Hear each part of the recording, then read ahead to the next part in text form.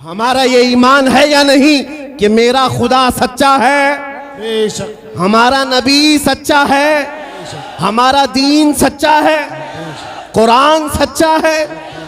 जब तुम्हारा यकीन है कि मेरा खुदा सच्चा, मेरा दीन सच्चा, मेरा कुरान सच्चा, मेरा नबी सच्चा, तो फिर मेरे अजीजों सर झुकाकर नहीं, सर उठाकर जियो। बेशक सुभान अल्लाह। और तुम्हें हुजूर अकरम सल्लल्लाहु ताला अलैहि वसल्लम के अखलाक पर कभी शर्म नहीं आनी चाहिए। कोई टोपी पर, कोई दाढ़ी पर ताने मारता है तो उसको नजरअंदाज करो, इसलिए कि मरने के बाद इस कीड़े को मुंह नहीं दिखाना है, आमिना के लाल को मुंह दिखाना है। सुभान अल्लाह। ताना देता है तो देकर मर जाएगा। हमें फर्क नहीं पड़ता, हमारे लिबास से जलते हो तो और जलो, मरो, इसलिए कि जिसकी किस्मत में यहाँ भी जलना वहाँ भी जलना। और अल्हम्दुलिल्लाह सुन्नियों की किस्मत में यहाँ भी खुशियाँ हैं, वहाँ भी खुशियाँ। हम यहाँ पर हुजूर पाक का जिक्र कर रहे हैं और खुशहाल हैं, अल्हम्दुलिल्लाह खुशहाल हैं, इसलिए कि मुझे पता है हमारी हैसियत क्या है। खुशहाल हैं, आप भी हैं, हम हैं। ये छोटी मोटी शिकायतें तो सब करते हैं आप, कि बीमारी है, घर में खाना पानी नहीं है, धंधा नहीं चल रहा है, बिजनेस नहीं चल रहा है, सब लॉस में है, जॉब नहीं है, सब शिकायतें तुम्हारी है, हमें पता है। मेरे अजीजों, हम तो बार बार ये रोना रोते हैं, हम बड़ी कमजोर कौम हैं, हम बड़ी कमजोर कौम हैं, हम बड़ी कमजोर कौम हैं। लेकिन मीडिया के दज्जाली कुत्ते बार बार भौंक भौंक कर बताते हैं तुम कुछ हो, तुम कमजोर नहीं हो। 24 घंटे हम पर डिबेट होता है कि नहीं होता है? कुल मिलाकर हम पर ही डिबेट। अरे मियाँ, यहाँ तो इलेक्शन भी कैंपेनिंग के लिए हम ही हम हैं, हमारे मुद्दे को लेकर के ही सबको लड़ाना है, सबके दरमियान। मैं आपसे ये कहता हूँ, ये बातें यूं ही नहीं, वो बार बार तुम्हें भौंक कर बता रहे हैं तुम कुछ हो, लेकिन तुम कहते हो नहीं मैं कुछ नहीं हूं, हम कमजोर हैं, वो कहते हैं नहीं कमजोर नहीं, तुम कुछ हो। एक तरफ तो कहते हैं कुछ नहीं है, सब बिखरे हुए लोग हैं, पंचर पुत्र भी कहते हैं, लेकिन फिर हम उनसे कहते हैं मियाँ पंचर पुत्र है तो 24 घंटे डिबेट हम पर क्यों करते हो? डर किस बात का है? किस बात का डर है? क्या दूसरी और कौमें नहीं हैं जिसको निशाना बनाओगे? अरे 70 कौमें मौजूद हैं, लेकिन हमें पता है तुम्हारी आंखों में अगर कोई चुभता है तो गुलाम मुस्तफ़ा ही है, इसलिए कि उन्हें भी तारीख पता है। ये अगर निकल पड़े हैं सहरा से बगैर चप्पल के, पैबंद लगे कपड़ों से, तो कैसर और किसरा को भी धूल चटा सकते हैं। वह दुनिया की सुपर पावर ताकतों को घुटने टेकने पर मजबूर करने वाली कौम वह उमर बिन खत्ताब के शागिर्द थे, सहाबाए कराम थे। दुनिया को तारीख पता है कि ये जिस दिन पढ़ने लग गए खालिद बिन वलीद को, जिस दिन ये पढ़ने लग गए सलाहुद्दीन अय्यूबी को, जिस दिन इनको कोई कहने लग गया कि तुम्हारा कोई शिहाबुद्दीन गौरी भी था, तुम्हारा कोई औरंगजेब भी था, तो फिर ये मुर्दा और मुरझाई हुई कौम दोबारा उठने लग गई तो अच्छे अच्छों की नींद हराम हो सकती है। इसीलिए कहा जाता है मुसलमानों के मोहल्ले में नशा बांटो, मुसलमानों को नशा करवाओ, नशा बेचने वाले यही, नशा करने वाले यही, इसलिए कि ये जब तक नशा में रहेंगे हम सुकून से रहेंगे, और जिस दिन ये उठ गए तो दूसरों के सुकून के लाले पड़ जाएंगे। इसलिए मेरे अजीजों, मैं तुम्हें बेदार करने के लिए आया हूं और दुनिया की नजरों में खटकता रहूंगा, लेकिन मेरे पास जितना भी वक्त मौजूद है मैं खामोश नहीं रहूंगा इंशाअल्लाह अज़ीज़। कल को भी अगर मेरी फांसी हो जाए मुझे इस बात की परवाह नहीं है, दुनिया से जाएंगे। हमारे एक के मर जाने के बाद उन कुत्तों से कहता हूं कि इसको ये मत समझ लेना कि इस्लाम खत्म हो जाएगा, मुझ जैसे 1000 कट भी जाएं तब भी हम नारा यही लगाएंगे, इस्लाम जिंदा होता है हर करबला के बाद। नारे तकबीर, नारे रिसालत, शहंशाह खिताबत, शेरे हिंदुस्तान सलमान मुफ्ती सलमान हजारी साहब किबला। सुभान अल्लाह, सुभान अल्लाह। मेरे अजीजों, बात आज ईमान की है। मैंने आज तक किसी तकरीर में किसी को असलहा उठाने की बात नहीं की, मैंने कभी किसी को बंदूक, बारूद, चाकू, तलवार की बात नहीं की और ना ही हमें जरूरत है। मेरे अजीजों, हम तो चाहते हैं कि तुम इश्क रसूल का जामा पहन लो, हुजूर की मोहब्बत का लिबास पहन लो। मेरे अजीजों, चाकू ब्लेड भी उठाने की जरूरत नहीं, तुम्हारे चलते फिरते देखकर कितने कीड़े फना हो जाए। हाँ, सिर्फ तुम्हारी चलत फिरत से कई कुत्ते नालियों में मर जाएं। सबको समझ में आती है बात।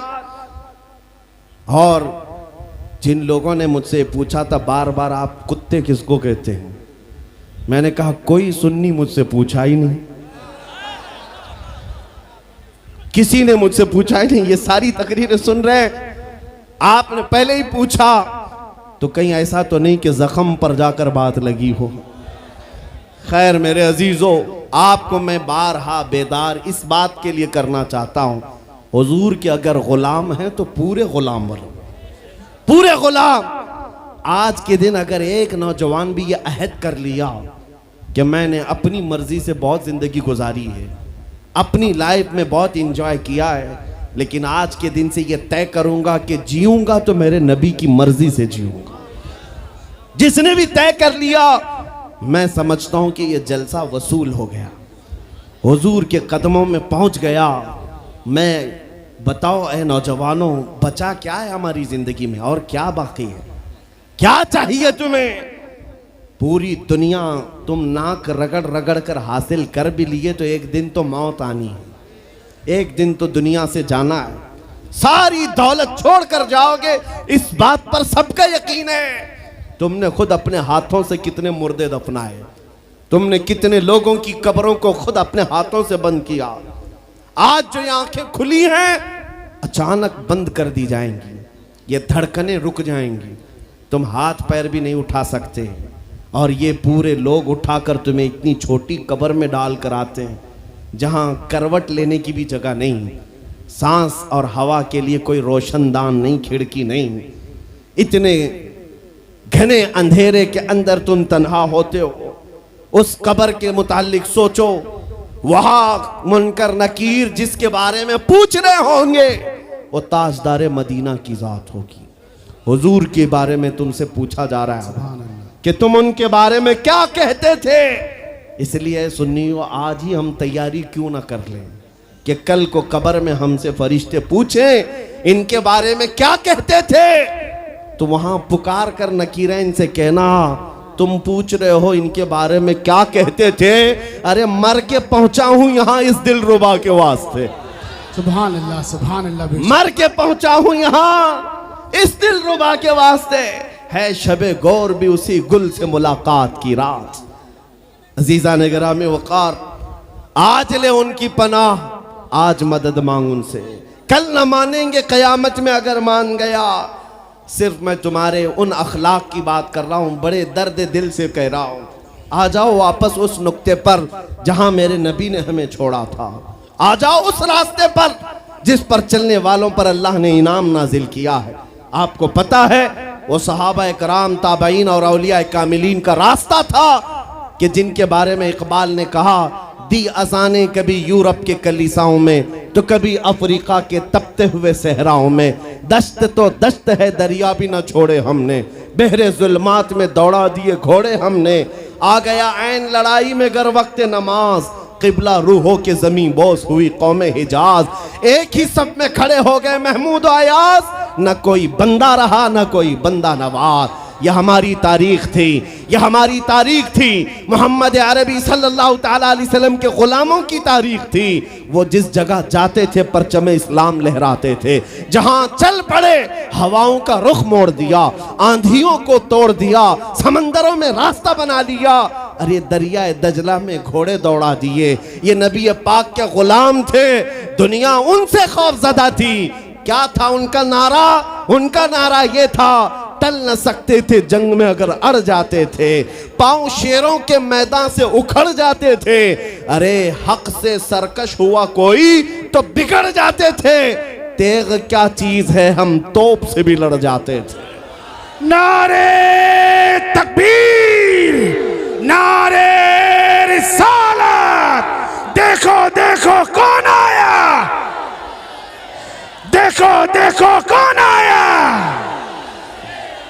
तवज्जो की बात है, हम उस कौम के वारिसीन में से हैं दुनिया जिनकी तारीख जानती है। आपको पता है अंग्रेज तारीख दान है, अंग्रेज है, उसका कोई ताल्लुक मेरे दीन से नहीं, लेकिन तारीख लिखने में उसने ये बात लिखी कि मैंने ऐसा जर्नेल देखा ही नहीं जैसा सलाहुद्दीन था, इसलिए कि उसके जज्बे जैसा मैंने एक भी जर्नल देखा नहीं।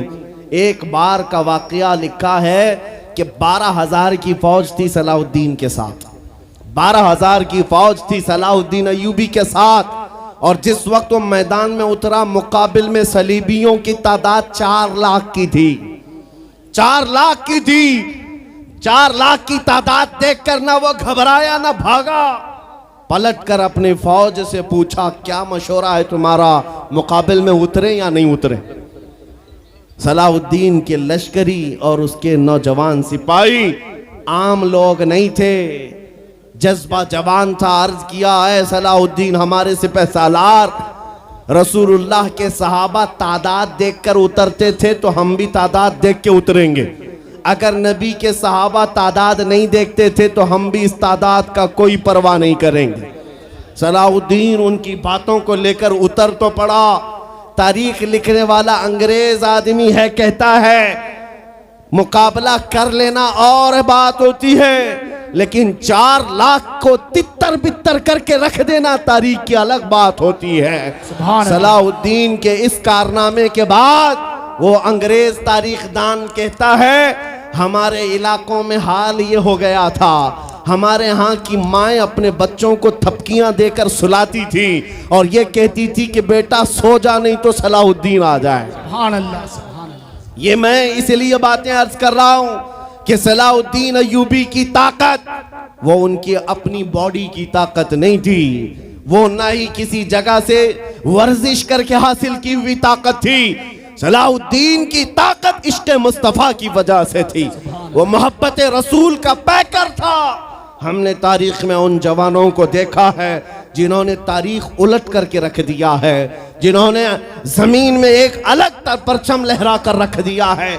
आपको पता है इसी हिंदुस्तान की सरजमीन पर सबसे पहला 10,000 का लश्कर लेकर आने वाला एक जवान, अरब से सबसे पहले आने वाला मोहम्मद बिन कासिम सिर्फ 19 साल की उम्र में आया था। 19 साल की उम्र में आया था।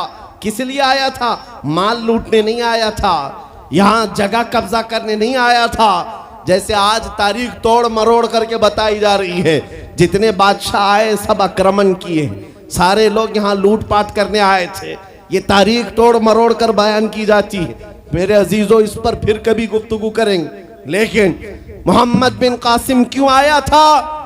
इलाहाबाद के एक पंडित है, उन्होंने खुद लिखा है, मैं अपनी बात नहीं पंडित जी की बात कह रहा हूँ। उस वक्त हालात ऐसे हो गए थे कि चंद औरतें, मुसलमान औरतें जो श्रीलंका की सरजमीन से हज के लिए जा रही थी, उस वक्त राजा दाबिर सिंह उसके कुछ गुंडों ने इन औरतों को पकड़ लिया, उनकी इज्जत लूटी, उनका माल लूटा, उनको कैदी बनाया। उन औरतों ने उस वक्त पुकार कर कहा था कि कोई है जो हमारी इज्जत बचाएगा। कोई तिजारत करने वाला बाहर से आया हुआ ताजिर बात सुन करके अरब गया, अरब में जाकर गवर्नर जो था उसके सामने वाकया बयान कर रहा था। 19 साल का जवान मोहम्मद बिन कासिम वहां से गुजर रहा था, उसने इतना वाकया सुना कि हिंद की सरजमीन पर कुछ हमारी बहनों की इज्जत लूटी जा रही है। वहीं खड़े होकर उसने कहा लब्बैक या उख्ती, ऐ मेरी बहन मैं तेरी इज्जत की हिफाजत के लिए आ रहा हूं। वहां से पुकारा अपने चचा जो गवर्नर था उस वक्त, उससे 10,000 का लश्कर लेकर के सबसे पहले यहाँ आने वाला मोहम्मद बिन कासिम किस लिए आया था? माल लूटने के लिए नहीं, औरतों की इज्जत बचाने के लिए आया था। हिंदुस्तान की सरजमीन पर कदम रखा और उसके बाद सामने मुकाबिल में फौरन जंग के लिए नहीं आया, कहा कि जिन औरतों को कैदी बनाया वो छोड़ दो, जो हज के लिए जा रही थी उन्हें आजाद कर दो, और दूसरी बात जिन्होंने गुंडागर्दी की है उन्हें पकड़ो और जेल में डालो। राजा को घमंड था, उसने इनकार किया तो मोहम्मद बिन कासिम ने कहा चलो आओ मोहम्मद अरबी के शेरों से मुकाबला हो जाए।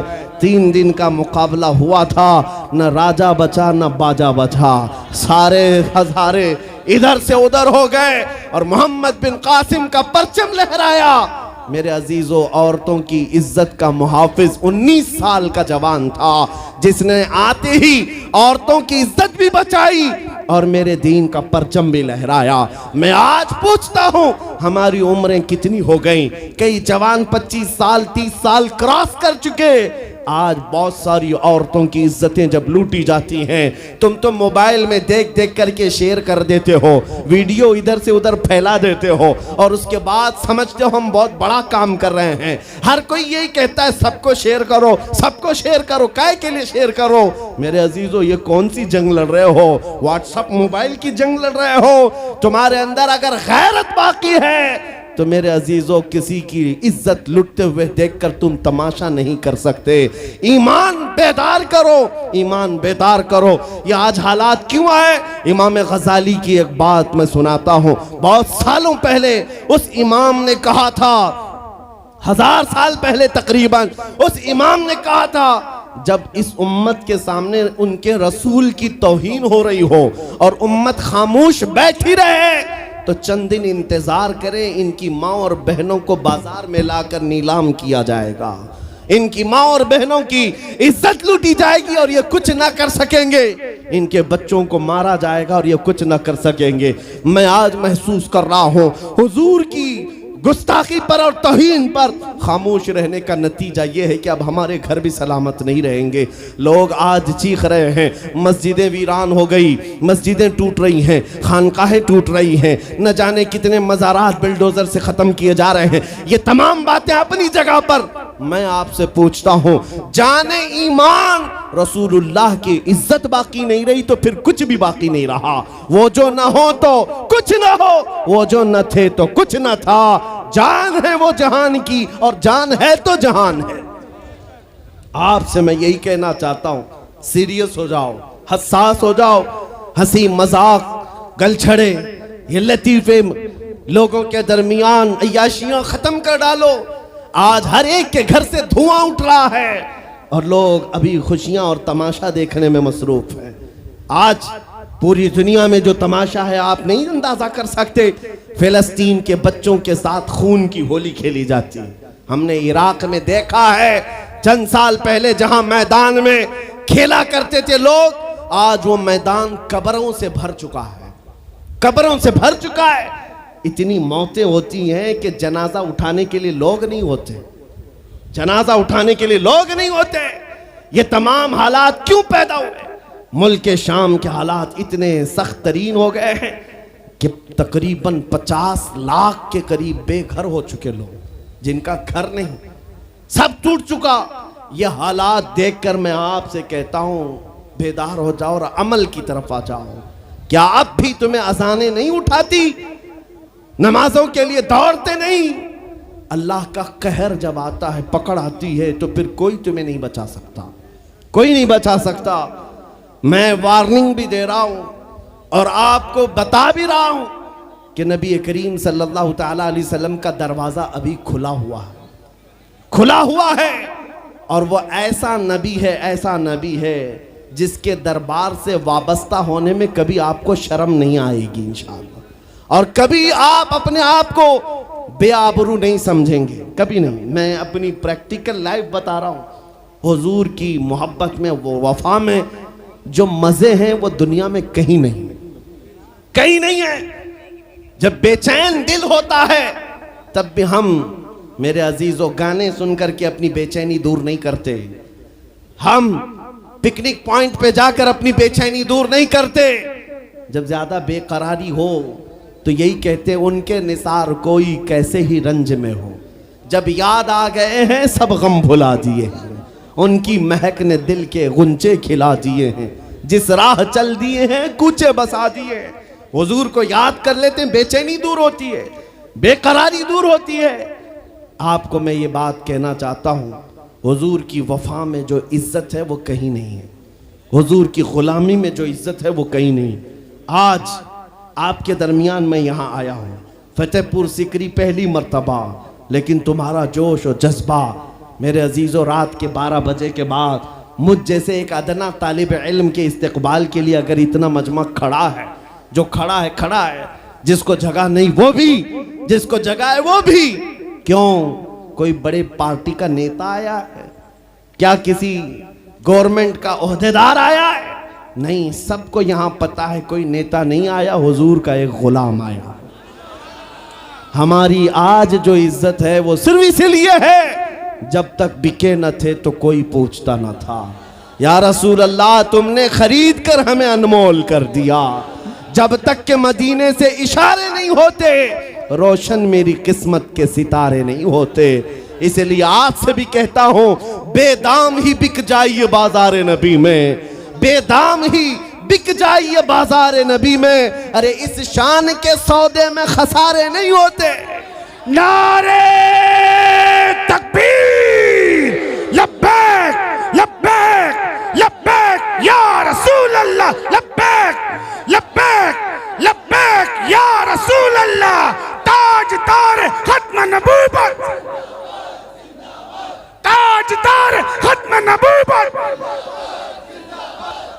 मैं अपनी गुफ्तगू को समेटते हुए बात अर्ज करता हूं, तुम्हारे यकीन को बढ़ाने के लिए कहता हूं, आज भी तुम्हें पता होना चाहिए, हमारे दर्द को कोई समझने वाला है तो आमिना का लाल है, वो मकीने गुंबद खजरा है, जो बेकसों का कस, जो बेसहारों का सहारा। उस रसूल पाक की आदत ही ये है, आता है फकीरों पे उन्हें प्यार कुछ ऐसा, खुद भीख दें और खुद कहें मंगते का भला हो। आपको मैं ये बात बार बार इसलिए कह रहा हूं कि तुम ये मांगना छोड़ दो, लोगों के यहाँ हाथ फैलाना छोड़ दो, उनकी नौकरी चाकरी करना छोड़ दो। मेरे मुर्शिद ताजु शरिया फरमाया करते, बुल हवस सुन सीमो जर की बंदगी अच्छी नहीं, बुल हवस सुन सीमो जर की बंदगी अच्छी नहीं, उनके दर की भीख अच्छी, सरवरी अच्छी नहीं।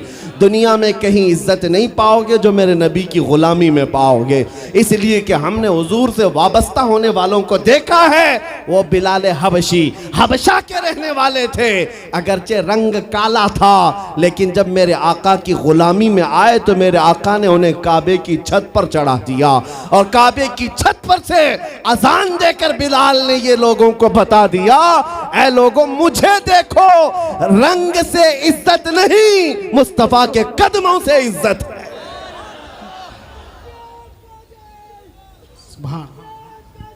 अजीजा ने ग्राम वक़ार, तवज्जो चाहता हूं, हुजूर की गुलामी में जो इज्जत है वो हमने देखी है। जो लोग सहाबाए कराम, जो सहाबाए कराम, सैयदना अमीरुल मोमिनीन उमर इब्न खत्ताब, जिनका हाल ये था 36 लाख स्क्वायर किलोमीटर पर तन्हा हुकूमत करते थे। उस वक्त मिस्र भी, शाम भी, यमन भी, इराक भी, फिलिस्तीन भी, अरब, ये 6 कंट्री पूरे मिलाकर तन्हा हजरत उमर की निगरानी में थे। और ऐसी निगरानी नहीं कि यहाँ बैठ करके बड़ी बड़ी मीटिंगें कर रहे हों और गरीब खस्ता हाल सो रहे हों। उस खलीफा इस्लाम का हाल ये था, वो मदीने में बैठकर खिलाफत कर रहा था, और बड़ी दूर एक औरत अपनी बेटी से कह रही है कि आज थोड़ा दूध में पानी मिला ले। बेटी कहती नहीं, खलीफा उमर बिन खत्ताब की खिलाफत है, उमर इब्न खत्ताब की खिलाफत है। घरों में तक उमर इब्न खत्ताब की निगरानी थी। ये कौन? उमर इब्न खत्ताब रज़ियल्लाहु ताला अन्हु, जिन्होंने लोगों का खून चूस करके हुकूमत की कुर्सी नहीं बिठाई। और दूसरी बात ये भी कि वो उमर सादा जिंदगी गुजारने वाले, उनकी सिक्योरिटी भी ऐसी नहीं थी कि रोल्स रॉयस लगी हुई हो, काली गाड़ियां आगे पीछे घूमती हों। मेरे अजीजों, उस उमर इब्न खत्ताब की बात कर रहा हूं। जब बैतुल मुक़द्दस फतह हो गया तो वहां से हजरत अबू उबैदा बिन जर्राह ने खत लिख करके भेजा कि लोगों की ख्वाहिश है उमर इब्न खत्ताब आप तशरीफ लाएं, बैतुल मुक़द्दस की चाबी आपके हाथ में दी जाएगी, आप तशरीफ लाएं। तो उमर इब्न खत्ताब रज़ियल्लाहु ताला अन्हु मदीने से चल पड़े। अपना एक गुलाम लेकर के, लेकिन गुलाम और खुद होने के बाद एक ही घोड़ा था। तय ये कर लिया गुलाम के साथ कि 1 मील मैं बैठूंगा तू चलेगा और दूसरे मील तू बैठेगा मैं चलूंगा। ये शान उमर इब्न खत्ताब रज़ी अल्लाह ताला अन्हु की। मैं क्यों कह रहा हूं अभी बताता हूं। और इस तरह से सफर कटता रहा। 1 मील खुद बैठते, 1 मील गुलाम बैठता था, क्योंकि उनके अदल के सामने किसी की नहीं चलती।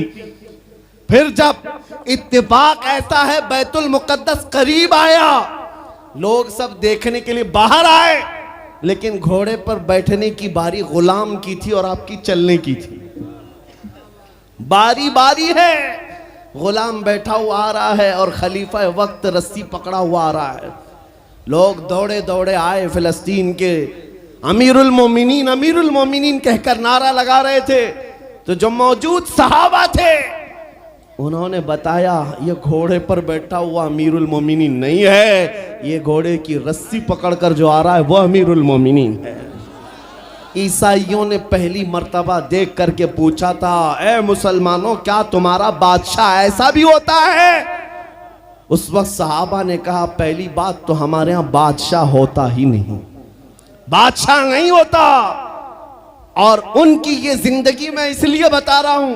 फिर ईसाइयों ने कहा अगर ये घोड़े की रस्सी पकड़कर चलता है तो इसके डर से कैसर और किसरा क्यों कांप रहे हैं? इसके डर से पूरा ईरान, पूरा रोम कांप रहा है। आखिर कौन सी ताकत है इस उमर के अंदर? ये तो रस्सी पकड़कर घोड़े लेकर चल रहा है।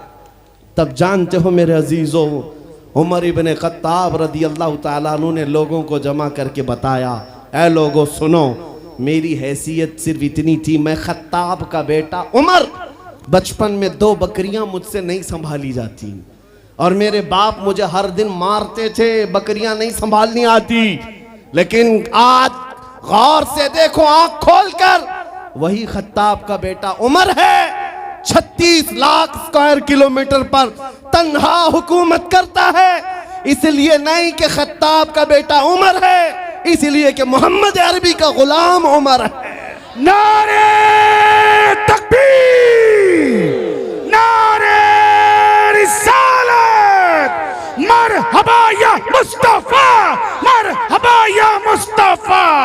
अजीज़ान गिरामी वक़ार, मैं आपको कई मिसालों से बता सकता हूँ। इज्जत सहाबा ने रसूलुल्लाह के कदमों से पाई है, इज्जत नबी पाक के कदमों से पाई है। आज जिस जलसे में जाएं, आला हजरत। अभी अगर मैं पूछूं अरे भैया लीड खींच रही है भैया, स्टेज पे से नीचे आया, फालतू लोग सब लीड खराब हो रही है, खींच के। अरे भैया फालतू लोग नीचे आ जाए, इतने लोग बैठने से कोई फायदा नहीं है। पूरी लीड खींची जा रही है माइकों की।